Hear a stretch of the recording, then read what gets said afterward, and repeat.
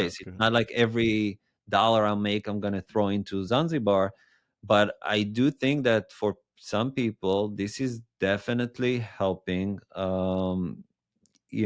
moving up the ladder because some people don't have the first million yet, and they can put like 100 or $200,000 in an investment that can really get you a long way because in a year or two, let's say you're buying into an existing hotel. So the hotel that we bought, it should be worth once it's going to be finished. We're doing a Ready. heavy construction, so when everything is finished and when it's stabilized and everything, if the numbers really work well, we should double the money just on that, and that's without the 20%, give or take, that we should make along the years. So you're talking about in I don't want to get into now IRR stuff like that, but in let's say 5 years, you're supposed to make roughly 200% on your money, give or take. And that's how I feel like you can move up. And then if you start and you see that something is, let's say right now someone has $1 million and he said, I don't know, it's still far, but it's exciting. Let me put 100K. Right. You put 100K, you see that the hotel is making the return, and then you say, okay, now I want to put 200. I'm not saying to put the whole 1 million because again, you need to See have, it. yeah, but then you know that it's working, and I think that $100 is definitely worth the risk, because let's say that the analysis was wrong. Let's say it didn't do 20%. Let's say it was 50% worth. He ended up making 10%, which is not great. Mhm.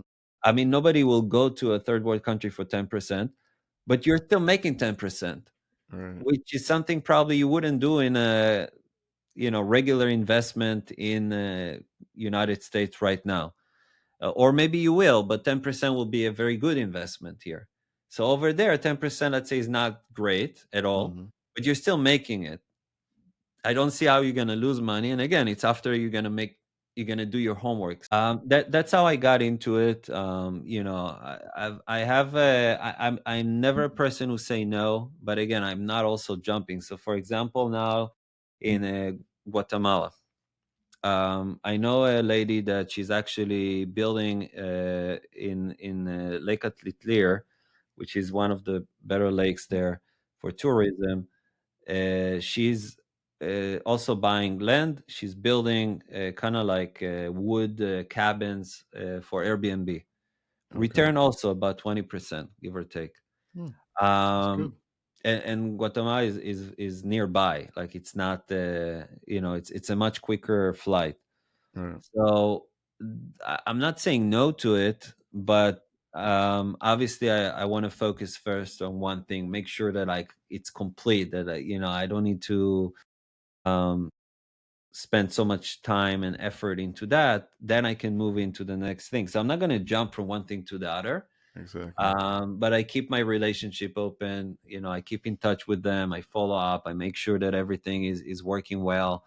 A person can show you pictures of construction, Mhm. and then someone who invests money there a year after can say, "Yeah, but there were so many delays and the cost went higher." And so it's very easy to sell a dream, right? It's very easy to sell like numbers, and I think transparency is the key by far. You have to make sure that you're transparent with your clients and truthful, and also to know your stuff. And and it's okay to try stuff and have a trial and error, but you need to also tell them, like, whether you have the experience or not, um which is still okay. And so that's kind of like what I'm doing now. That's I'm really focusing on that side as well, and hopefully just to have the different options for people who talk to me, cool, man. that want to invest. And maybe Yeah, no, I love it, man. All that and we sounds can very partner up. So think about like, for example, let's say you have clients, right? Whether it's your own money or you have clients, so then people have the relationship with other investors. Then you come in, and it's not just the 20%. Then you come in as the entrepreneur. Then you're making like extra commissions, stuff like that, and that's how you can really, I think, go up pretty fast.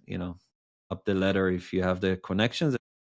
So one thing is to have the connections, but then to know what to do with it. If you have now a pile of investors that, let's say, altogether is $1 million, so you're like, okay, what's the best thing to do with that $1 million? There are a lot of different options.